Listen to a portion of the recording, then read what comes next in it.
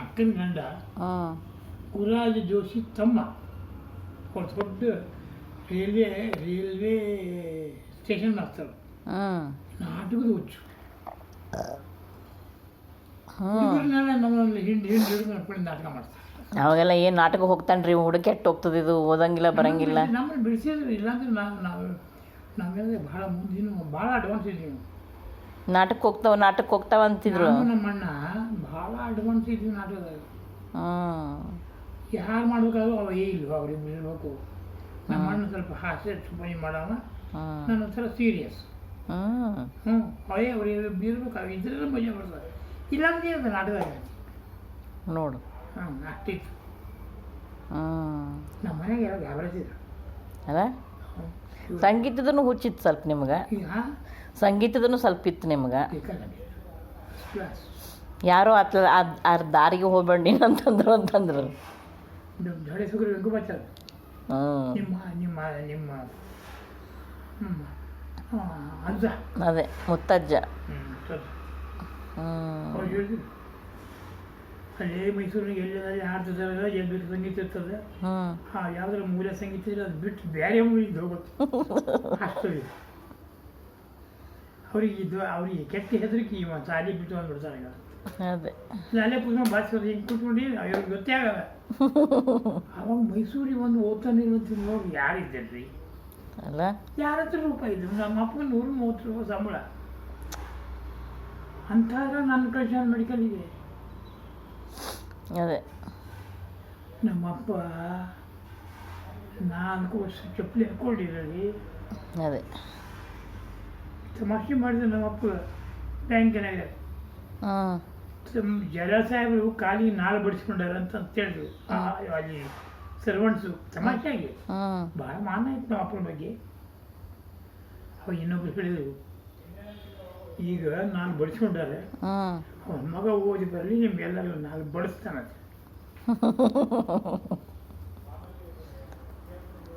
ಅಂದರೆ ಈಕ್ವಲಿ ಅಷ್ಟೇ ಮಾನ ಇತ್ತು ಅಂತ. ಅದನ್ನ ಇದೂ ಹಂಗೆ ಅಲ್ಲ ಲಜ್ಜರು. ಈಗೂ ಹೆಂಗೆ ಒಂದು ಸ್ಕ್ರ್ಯಾಚ್ ಇಲ್ಲ, ಒಂದು ತಿದ್ದುಪಡಿ ಇಲ್ಲ, ಏನಿಲ್ಲ. ಎಷ್ಟು ನೀಟು ಬುಕ್ ಇಟ್ಟಾರಲ್ಲ ಇವತ್ತಿಗೂ.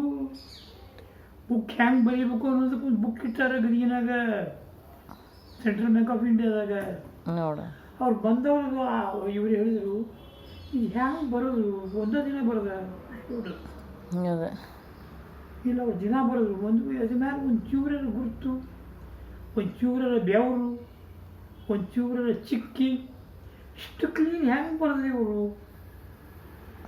ಇವರು ಚಾರ್ಟರ್ಡ್ ಅಕೌಂಟೆಂಟ್ಸ್.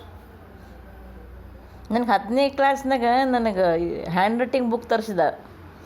ನೀನು ಹ್ಯಾಂಡ್ ರೈಟಿಂಗ್ ತಿದ್ಕೋಬೇಕು, ಹ್ಯಾಂಡ್ ರೈಟಿಂಗ್ ಭಾಳ ಇಂಪಾರ್ಟೆಂಟ್ ಅಂಥೇಳಿ ಬರೆದು ಕೊಟ್ಟಾರೆ. ಮತ್ತು ಅಷ್ಟು ಕೈ ಶೇಕ್ ಆಗ್ತಿತ್ತು. ಬರೆದು ಕೊಟ್ಟ ನನಗೆ, ಅದನ್ನು ನಾನು ಬರಿಬೇಕು ಕೆಳಗೆ ನೋಡ್ಕೊಂಡು. ಭಾರಿ ದುಂಡು. ಈಗ ಹೆಂಗೆ ಬರ್ತಿದ್ದಿಲ್ಲಪ್ಪ, ಅವಾಗ ಹೆಂಗೆ ಬರ್ತಿದ್ದೆ ಅಂದ್ರೆ ನಕ್ಕ ನನಗೆ. ಆಮೇಲೆ ಲೆಕ್ಕನೂ ಹೇಳ್ಕೊಟ್ಟ ನನಗೆ ಹಾಸಿಗೆ ಮೇಲೆ ಕೂತಲ್ಲೇ.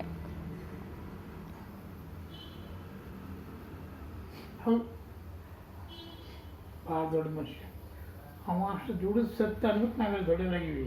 ಹೌದೌದು. ಈಗ ಇವ್ರ ಮಕ್ಕಳಿಗೆ ಗೊತ್ತಾಗಲ್ಲ ಹಿಂದಿನವ್ರು ಎಷ್ಟು ಸತ್ತಾರಂತ.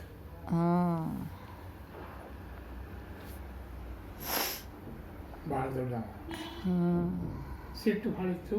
ನಾನು ಹೊಡೆದ ಬೇಕಾದ ಎಲ್ಲ ಹೊಡೆದ ಅನ್ನೋದಕ್ಕೆ ನಾವು ಸೀದಾ ಆಗಿವಿ. ಅದೇ ನೀವೇನು ಕಮ್ಮಿನ ಮ್ಯಾಥಮೆಟಿಕ್ಸ್ ನಾನು ಮಾರ್ಕ್ಸ್ ಕಮ್ಮಿ ಬಂದಿದ್ದು. ಅಜಾಮನ್ ಕಡೆ ಸ್ಥಳ ಬಿಟ್ಬಿಟ್ಟು ಯಬ್ಬ ಇವೆಲ್ಲ ನೀನು ಕೂದದ ಕಾರಣ. ಇದು ಒಂದಿನ ಹೊರಗೆ ಬಂದಿಲ್ಲ ಗೋಳ ಹೋದಂಗ. ಅಲ್ಲಿಂದ ಸ್ನಾನ ಬೈ ಎರ್ಕೊಂಡು ನಮ್ಮ ಎರಡು ಹಚ್ಚಿ ಬಾ ಟೊಪ್ಪಿ ಹಾಕ್ಕೊಂಡು ಹೋಗೋದು ನಾನು. ಹಂಗಾಗಿ ಹೊರಗೆ ಬರ್ತೀನಿ. ಇನ್ನೊಂದು ಮನೆ ಸಾಲಿ ಹೋಲಿಕೆ ಅಂದ್ರೆ ಹುಡುಗ ಬಂದು ಅವನು ತಲೆ ಬೋಳ್ಸರ್ ನಡಿ, ಅವನು ನೋಡಿ ನಮ್ಗೆ ಬೋಳ್ಸರ್. ನಂಗೆ ಗೊತ್ತಿಲ್ಲ ಅವನು ಯಾಕೋ ಅಂತ ಕೇಳಿ ಜಾಗರಿಕೆ ಕಮ್ಮಿ ಬಂದ.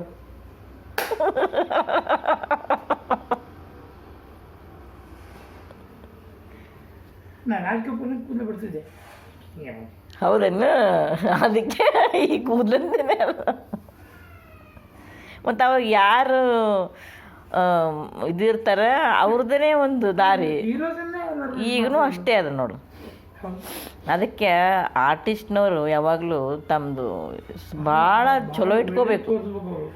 ಇಲ್ಲಾಂದ್ರೆ ಈ ಹುಡುಗ ಕೆಟ್ಟು ತೋರ್ಸೋದು ಹೊಳಿಬೇಕು.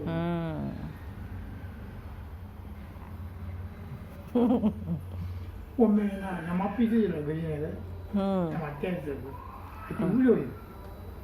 ಆಕೆ ರಾಶಿಗೆ ಹೋದ್ರೆ 3 ತಿಂಗಳು ಹೋಗ್ತದೆ. ಹೌದು